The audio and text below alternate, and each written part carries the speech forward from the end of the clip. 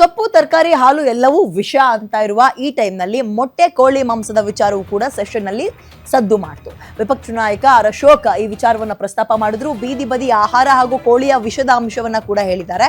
ಮೊಟ್ಟೆ ಮತ್ತು ಕೋಳಿಯಲ್ಲೂ ಕಂಡು ಬಂದಿರುವಂತಹ ವಿಚಾರದ ಬಗ್ಗೆ ಈ ಸ್ಟೆರಾಯ್ಡ್ ಗಳನ್ನ ಕೊಟ್ಟು ಕೋಳಿಯನ್ನ ಸಾಗಣೆ ಮಾಡ್ತಾ ಇದ್ದಾರೆ. ಅಂದ್ರೆ ಬೇಗ ದಷ್ಟಪುಷ್ಟವಾಗಿ ಬೆಳಿಬೇಕು ಅಂತ 40 ದಿನಗಳಲ್ಲೇ ಕೋಳಿಗಳು ದಷ್ಟಪುಷ್ಟವಾಗಿ ಬೆಳೆದು ಹೊರಗೆ ಬರ್ತಾ ಇದಾವೆ.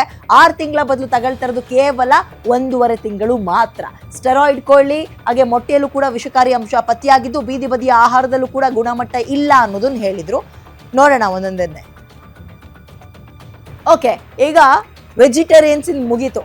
ಸೊಪ್ಪು ತರಕಾರಿ ಹಣ್ಣು ನೋಡಿದ್ವಿ ನಾವು. ಹಾಲು ಹಾಳಾಗೋಗಿದೆ.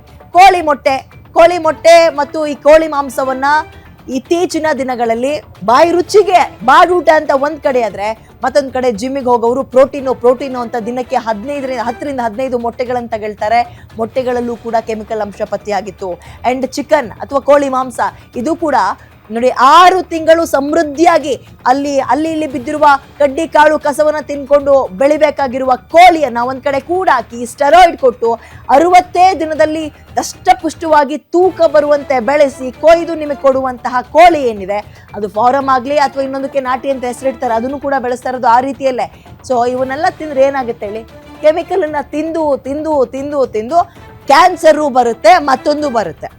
ಕ್ಯಾನ್ಸರ್ನಲ್ಲೇ ಈಗ ಮುಂಚೆ ಇಲ್ಲ. ಕ್ಯಾನ್ಸರ್ ಅಂದ್ರೆ ಬಹಳ ಅಪರೂಪದ ಕಾಯಿಲೆ. ಅದು ಕ್ಯಾನ್ಸರ್ ಅಂದ್ರೆ ಅಪರೂಪ. ಈಗ BP ಶುಗರ್ ನಂತೆಯೇ ಕಾಮನ್ ಆಗ್ತದೆ ಕ್ಯಾನ್ಸರ್ ಬಿಕಾಸ್ ಆಫ್ ಈ ಆಹಾರ ಪದ್ಧತಿಗಳು ಕಲಬೆರಕೆ ಆಗ್ತಾ ಇರೋದ್ರಿಂದ. ಇದು ಕೂಡ ಇವತ್ತು ಸೆಷನ್ ಅಲ್ಲಿ ಚರ್ಚೆ ಆಗಿದೆ. ಹಾವಲ್ಲ ಮೊಟ್ಟೆದೂ ಅಷ್ಟೇ ನಾನು ಹೇಳ್ತಾ ಇದ್ದೀನಿ. ಮೊಟ್ಟೆನೂ ಕೂಡ ಪೊಲ್ಯೂಟ್ ಆಗಿದೆ. ಈಗ ಸರ್ವೆ ಪ್ರಕಾರ ಮೊಟ್ಟೆಗಳಲ್ಲಿ ಕೋಳಿ ಮೊಟ್ಟೆ ನಮ್ಮ ಇವ್ರಿಗೆ ಗೊತ್ತಿರ್ಬೋದು, ನಮ್ಮ ಮೈಸೂರು ಈ ಪೌಲ್ಟ್ರಿ ಇದೆಯಲ್ಲ ಅಧ್ಯಕ್ಷರೇ, ಅಲ್ಲೇನು ಏನು ಇಲ್ಲ. ಅವ್ರು ಯಾರು ಕೂಲಿ ಮಾಡೋನ್ ಇರ್ತಾನಲ್ಲ ಅವ್ನು 1ನೇ ಕ್ಲಾಸ್ ಓದಿರಲ್ಲ, ಅವನ ಕೈಗೆ ಸಿರಂಜ್ ಕೊಡ್ತಾರೆ, ಅವ್ನು ಸ್ಟೆರಾಯ್ಡ್ ತಗೊಂತಾನೆ, ತೆಗಿತಾನೆ, ಹಿಂಗ್ ಚುಚ್ತಾನೆ. ಅವನಿಗೇನು ದಿನಕ್ಕೆ ನೀನು 200 ಚುಚ್ಚಬೇಕು ಅಷ್ಟೇ ಇರೋದು ಸ್ಟೆರಾಯ್ಡ್. 6 ತಿಂಗಳು ಕೋಳಿ 3 ತಿಂಗಳಲ್ಲೇ ದಪ್ಪ ಆಗ್ಬೇಕಲ್ಲ ಸ್ಟೆರಾಯ್ಡ್ ತಗೊಂಡು. 6 ತಿಂಗಳು ಕೋಳಿ 3 ತಿಂಗಳಿಗೆ ದಪ್ಪ ಆಗ್ಬೇಕು, 3 ತಿಂಗಳಿಗೆ ಅದನ್ನ ನಾವು ತಿನ್ಬಿಡ್ಬೇಕು. ಆ ಪರಿಸ್ಥಿತಿ ಬಂದಿರೋದ್ರಿಂದ ಸ್ಟೆರಾಯ್ಡ್ ಪ್ರಮಾಣನೂ ಕೂಡ ಇವತ್ತು ಬೆಂಗಳೂರಲ್ಲಿ ಜಾಸ್ತಿ ಆಗ್ತಾ ಇದೆ. ಅದು ಇದರಿಂದ ಏನಾಗ್ತಾ ಇದೆ, ಆರೋಗ್ಯಕ್ಕೆ ಬಹಳ ಹಾನಿ ಆಗುವಂಥದ್ದು ಈಗಾಗಲೇ ನಮ್ಮ ಅಶ್ವಥ್ ನಾರಾಯಣ ಅವರು ಹೇಳಿದ್ದಾರೆ. ಇದು ತಡೆಗಟ್ಟಕ್ಕೆ ಏನಾದ್ರೂ ನಾವು ಪ್ರಯತ್ನ ಮಾಡಬೇಕು. ಎಲ್ಲಾದ್ರೂ